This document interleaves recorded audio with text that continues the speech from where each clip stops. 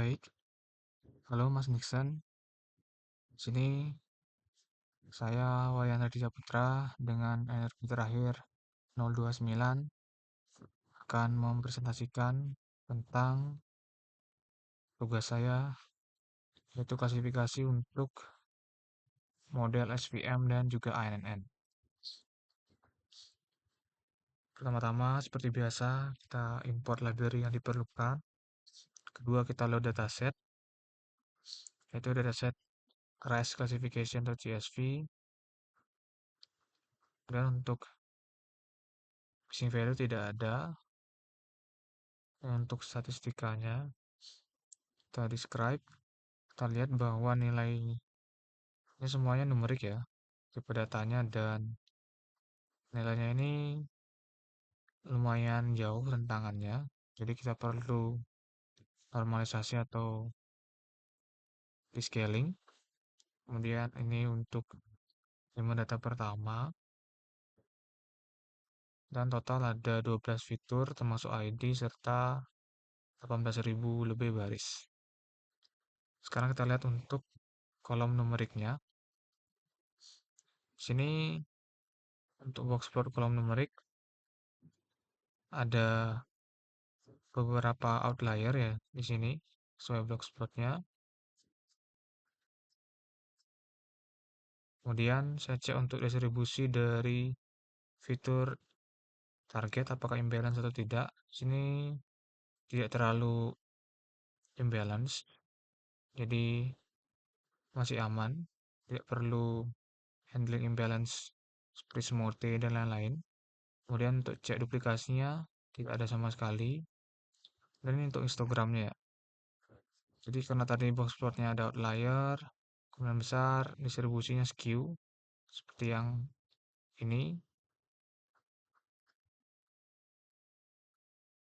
Tapi untuk handling datanya saya coba dengan scaling saja dan outliernya saya biarkan. Karena saya punya asumsi dan hipotesis bahwa outlier ini tetap penting sebagai data nanti untuk membantu modelnya mengklasifikasi jenis nasi atau jenis rice-nya. Jadi setelah saya lakukan drop fitur ID dan buat fitur target Y untuk kelasnya, pipeline-nya sendiri cuma scaling dengan standar scaler. Kemudian untuk splitnya di stratified. Ini dia untuk persentase splitnya yang train test. Kemudian, nah di sini saya membuat fungsi untuk evaluasi, namanya evaluasi binari dan fungsi sweep threshold. Jadi tujuannya itu secara umum untuk memprediksi hasilnya, kemudian menghitung metrik evaluasinya, kemudian memplot confusion matrix, memplot grafik ROC-AUC. Untuk sweep threshold sendiri itu seperti fungsi untuk menentukan threshold yang terbaik dengan mencoba satu persatu. Di sini untuk model keduanya SPN-WNN ini prediksinya berbasis probabilitas, jadi diperlukan threshold. Awal-awal sebagai default saya set 0,5. Nanti kita bandingkan dengan threshold yang lainnya yang di sini apakah lebih baik atau tidak. Kemudian kita masuk ke proses trainingnya. Yang pertama untuk SVM. SVM sendiri itu nanti akan dites untuk mencari mana yang terbaik untuk parameternya. Seperti kernelnya, kemudian nilai C-nya, nilai gamma, dan juga degree-nya. Kemudian dilakukan parameter tuningnya menggunakan grid search. Kemudian setelah di train itu yang terbaik nilai C-nya 10, nilai degree-nya 2, gamma-nya itu scale, dan kernelnya RBF. Kemudian dengan akurasi 0,99, prediksi 0,98, recall 0,99, dan F1 0,99. Sini terlihat untuk confusion matrix-nya lumayan bagus ya untuk prediksinya. lebih unggul di recall-nya sepertinya dibandingkan precision-nya untuk SVM ini. Ini untuk grafik ROC-AUC. Jadi karena nilainya ROC-AUC juga tinggi, jadi grafiknya mepet ke kiri atas. Dan ini yang precision recall curve. Ini hasil yang tadi, threshold testnya. Di sini ada sedikit kesalahan ya. Jadi di kodenya saya buat grafiknya dengan saya sorting dulu F1-nya dari yang terbesar ke terkecil. Jadi grafiknya malah aneh jadinya ya, seperti ini. Harusnya jangan disorting sama sekali sih. Cuman karena sudah terlambat ya saya biarin aja seperti ini. Terus ini yang threshold terbaik ternyata 0,5 setelah di sweep tadi. Dicoba satu persatu. Dengan nilai yang tadi juga. Ya, ROC-nya dan precision recall. Sekarang untuk MLP, ONN. Jadi sama untuk processing cuma standar scalar saja. Kemudian sini untuk awal-awal kita set hidden layernya itu 128 kali 64, kemudian activationnya relu, kemudian solvernya ada Adam, operasinya 200, size 64, dan ada restoppingnya juga agar tidak terlalu memboroskan waktu. Lalu setelah dites itu dengan hidden layer 12864 itu akurasi 99, precision 99, recall 99, dan F1-nya 0,9927. Lumayan bagus ya untuk MLP ini. Ini untuk grafik ROC-AUC-nya, grafik precision recall-nya. Nah, setelah dites, yang threshold tadi, karena threshold awal 0,5, tapi setelah dites ternyata yang terbaik 0,2.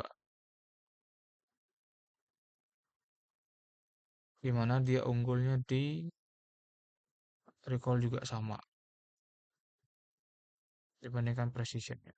F1-nya 0,9938. Ini untuk grafik ROC curve-nya dan precision recall curve. Lalu kita evaluasi. Jadi untuk MLP ini kita lihat dari grafik training loss reiteration. Kita lihat lumayan drastis turunnya pada iterasi awal-awal.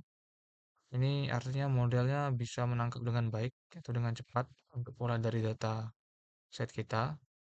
Kemudian lama-kelamaan turun-turun sampai konvergen di iterasi ke 25-an lebih. Jadi ada early stopping di sana, jadi bisa di stop langsung di sana. Di sini kita akan mencari fitur yang paling berpengaruh untuk setiap model untuk memprediksi rise tadi. Jadi untuk teknik yang dipakai adalah permutation importance. Secara general, permutation importance itu adalah berangkat dengan asumsi jika satu fitur itu kita ubah atau kita acak atau rusak, seberapa besar dia loss dari skor tertentu. Misalnya kita pakai skor F1 di sini. Jadi kalau kita pilih fitur itu dan kita hancurkan atau rusak, apakah F1 skornya turun drastis? Jika iya, berarti secara logika bisa kita simpulkan itu berpengaruh besar. Dan setelah dicari, itu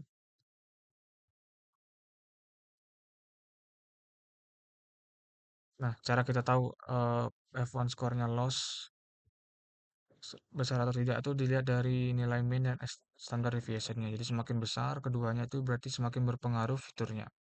Dan ini hasil dari SVM-nya. Dengan cara yang sama juga untuk ANN atau MLP, ini hasilnya.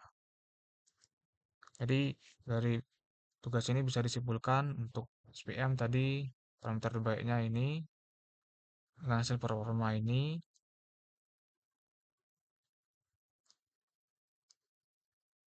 untuk SPM ini unggul di efisiennya ya karena cepat trainingnya. Kemudian untuk ANN tadi base threshold 0,2 dengan matriks seperti ini. Dan untuk perbandingan performa jadi bisa disimpulkan bahwa kedua model ini memang baik dalam memprediksi rise ini, performanya sama-sama bagus. Dengan keunggulan kecil di ANN-nya itu di F1 skornya. Namun dari efisiensi memang SVM lebih ringan dan cepat dilatih. Jadi kalau untuk development awal-awal dan ingin efisien, SVM lebih bagus untuk dipakai. Kemudian dari SVM, ini fitur yang paling berpengaruh. Berdasarkan tadi permutation importance-nya, saya pilih 5 terbaik. Dan ini untuk yang ANN. Untuk kesimpulan akhir, berarti kedua model ini berhasil mencapai performa yang hampir sama atau hampir sempurna untuk data saat ini. Kemudian untuk SPM, RBF ini jauh lebih cepat dan sederhana. Kemudian ANN ini performa sedikit lebih unggul